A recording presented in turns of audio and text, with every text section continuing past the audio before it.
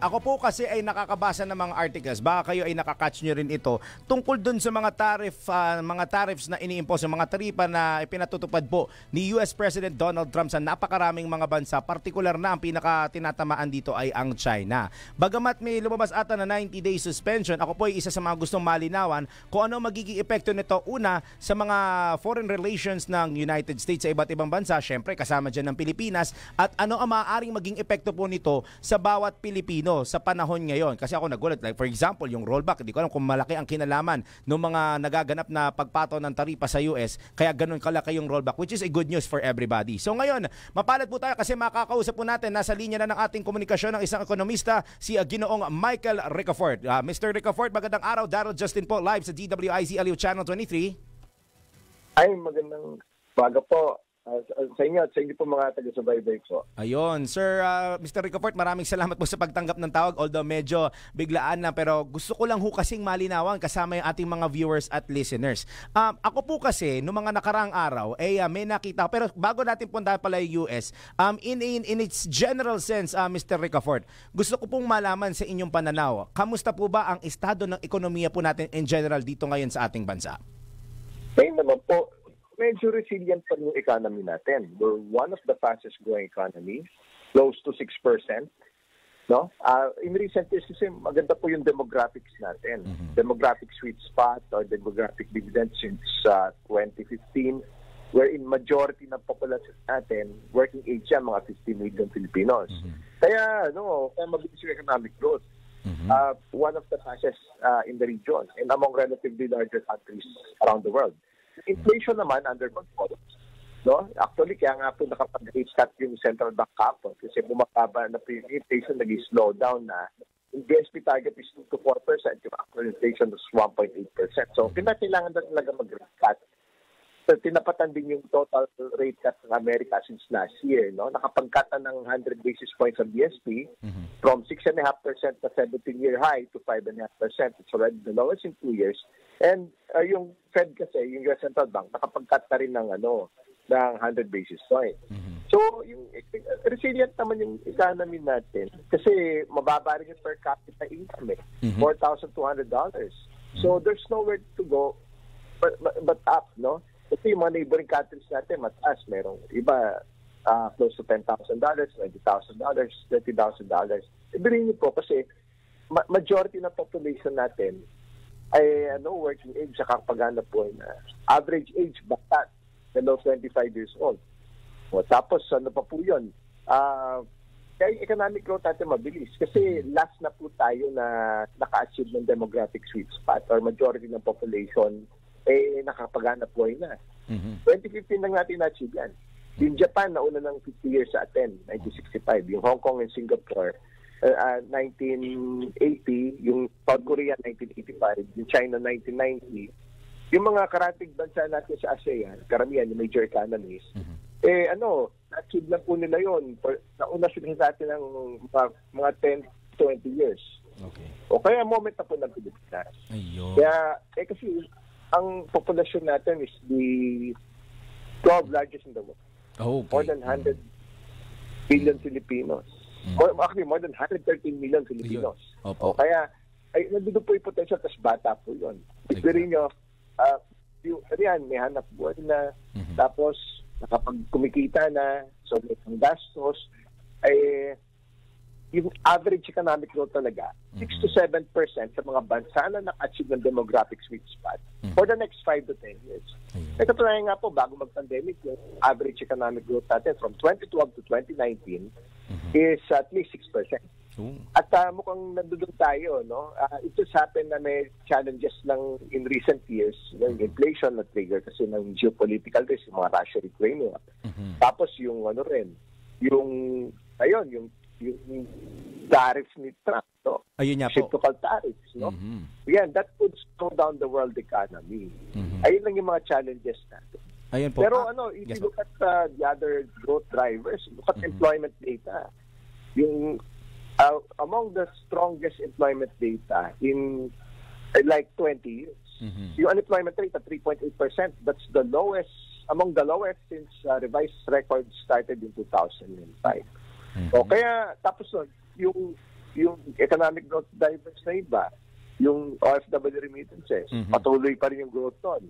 Although mga growth niya, mga 3% levels, $40 billion per year.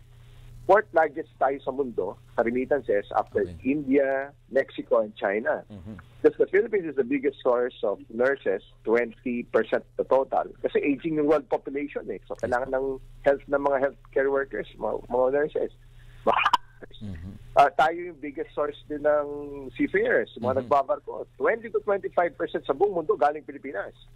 Wow. So, bukod doon, yung second biggest dollar earner natin from services, other than remittances, kasi sa OFWs na dideploy sa around the world. Yes po.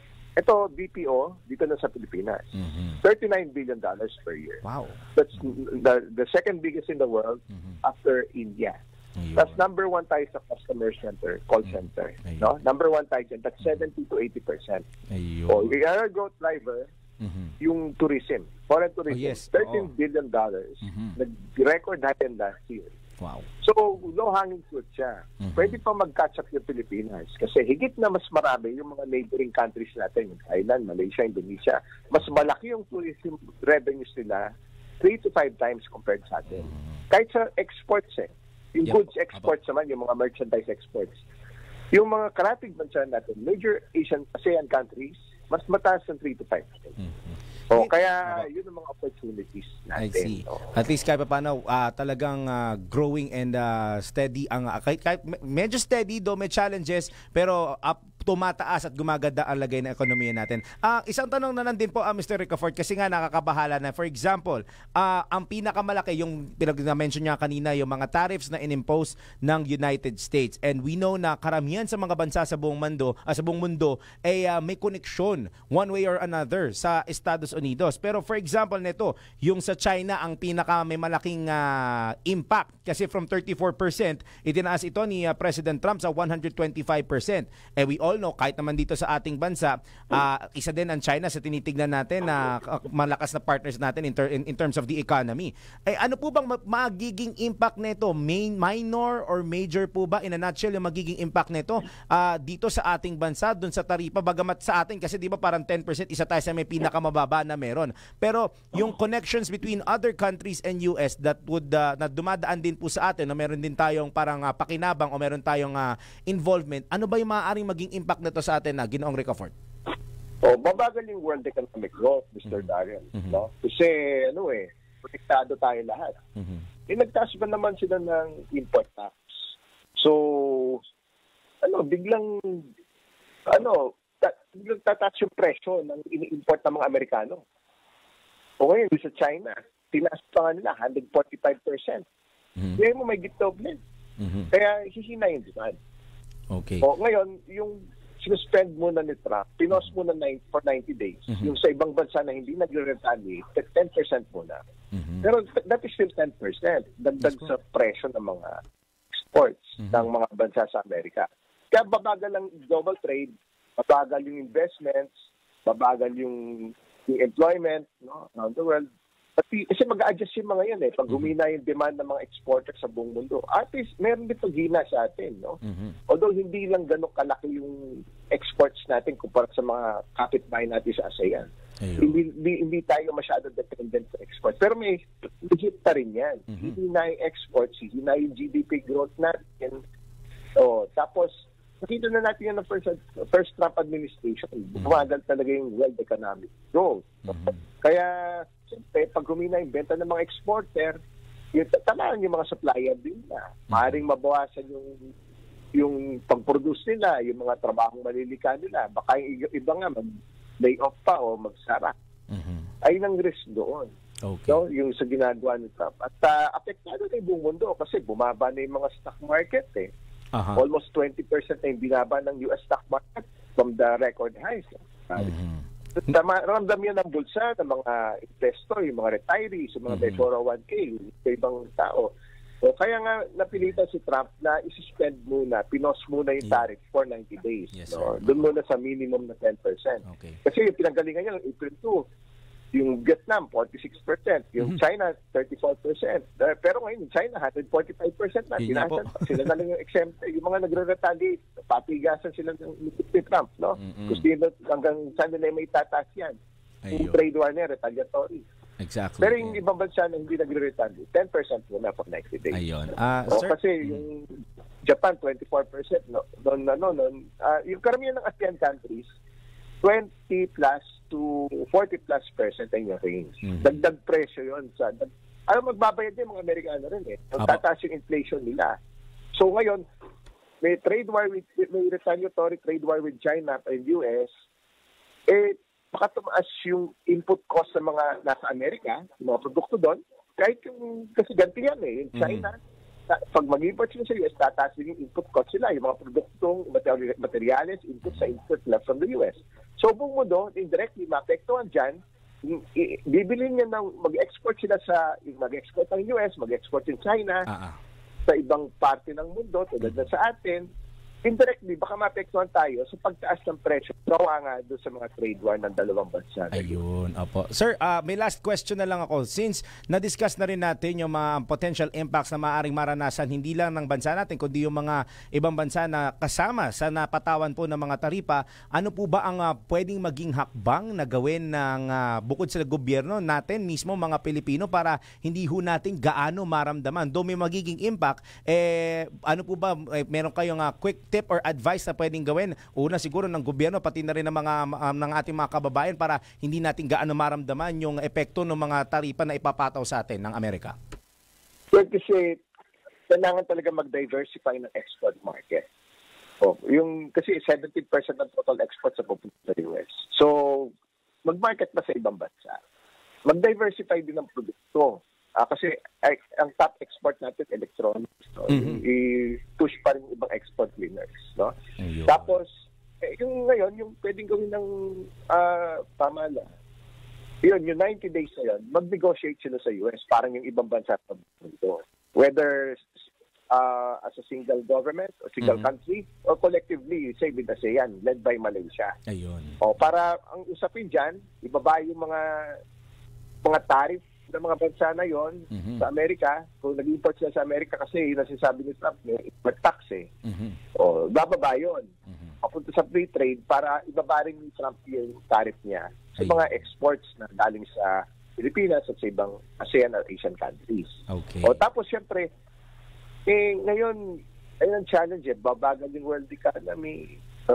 So resilience naman ng Pilipinas. Ano lang, kumbaga, may posibilidad lang na ibang produkto, tataas yung presyo, yung mga galing sa US, yung mga galing sa China, dahil may trade war sila indirectly. Although hindi naman outright, pero merong part na tataas yung mga materials na sinusource sila sa isa't isa.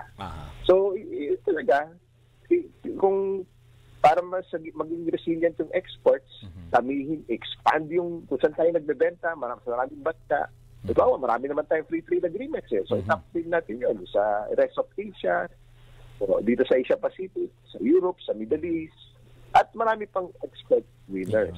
Para kasi meron pa talagang opportunity na palakihin yung exports natin, yung merchandise exports natin. Dahil 3 to 5 times higher yung ating bansa natin. And yan, structural yan. It could be done through technology is the biggest equalizer to boost the productivity of agriculture, pati exports doon, and even manufacturing. And mas maganda maka-attract din tayo maraming foreign direct investments to bring about the technology transfer, the best technologies around the world, to boost productivity, to mechanize, to use yung mga higher yielding varieties, and ang bottom line nun, having best technologies available and to boost output, reduce prices, and pwede pa makapag-export. Makatulong pa yun to increase the local supplies and, for instance, food security sa agricultural sector. Ayun. Sir Michael, gusto ko man ipagpatuloy pero medyo may limited time na rin tayo. Pero siguro some other time, sana mapaunlakan nyo pa kami para mas madiscuss pa natin further ang magiging state of economy natin. Kasi developing story pa rin ho ito, lalo na sa taripa at magiging epekto hindi lang sa bansa natin, kundi sa mga karatig bansa po natin. Sir Michael, maraming salamat po sa pagkakataon na makausap at makapanayam po kayo at happy weekend po, sir. Opo, maraming salamat dito, Mr. Daryl, at sa inyo po, taga-subaybay. Happy weekend. Yun, isa pong ekonomista, nakapanayam natin si Mr. Michael Ricafort.